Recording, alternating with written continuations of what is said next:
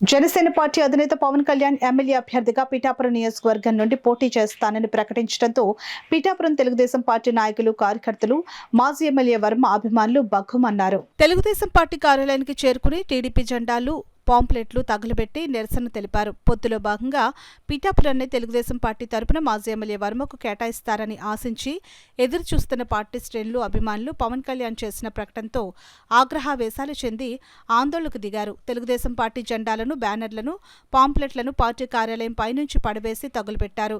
వర్మకు ticket ఇవ్వనందుకు Chandrababu నాయుడిని తీవ్రంగా దూషించారు.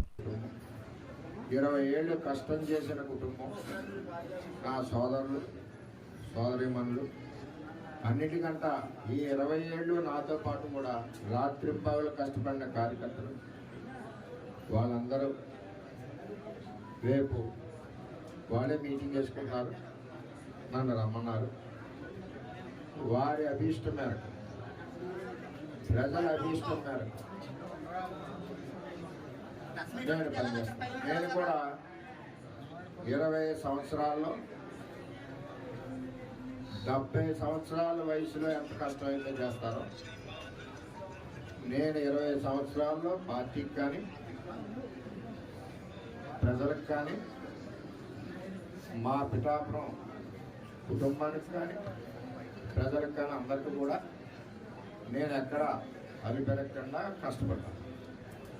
Corona వచ్చినా సరే, మా భార్య పిల్లలు భయపడినా సరే, నాకు ప్రజలే ముఖ్యమని ప్రాణాలు తెగించి తిరగడమే కాకుండా ప్రతి గ్రామం కూడా శానిటేషన్ చేశాను. ఒక లేబర్లా పనిచేశాను. పట్టుకునే డ్రైన్లన్నీ కూడా ప్రజల ప్రాణాలు నిలబెట్టాను. నేను పనిచేశాను. ఈ నియోజకవర్గంలో లేదో, నేను ఎలక్షన్లో ఓడిపోతే ఇంటికి వెళ్ళిపోయాను, గెలిస్తే కనపడకుండా పోయాను. ఇవన్నీ కూడా ప్రజలు ఆలోచించుకోవాలి. నేను కార్యకర్తలందరూ కూడా రేపు మీటింగ్ పెడతారు కాబట్టి నన్ను ఆహ్వానించారు. ఆ మీటింగ్లో ముఖ్యంగా ప్రజలు, నా నియోజకవర్గ 2,35,000 మంది కుటుంబం ఉంది నాకు. వాళ్ళు కార్యకర్తలు ఏ విధంగా నడుచుకోమంటే నేను ఆ విధంగా నడుచుకుంటానని చెప్పి. మీరు ఎందుకు గాజువాకలో పోటీ చేయలేదు, ఎందుకు భీమవరంలో పోటీ చేయలేదు, ఎందుకు తిరుపతిలో పోటీ చేయలేదు, ఎందుకు ద్వారంపూడి చంద్రశేఖర్ రెడ్డి మీద పోటీ చేయలేదు అంటే ఇక్కడ మీ కులం ఉంది కదా సపోర్ట్ చేద్దాం అనుకుంటాను. బీసీ, ఎస్సీ, ఎస్టీ మహిళలు తిరగబడతాం.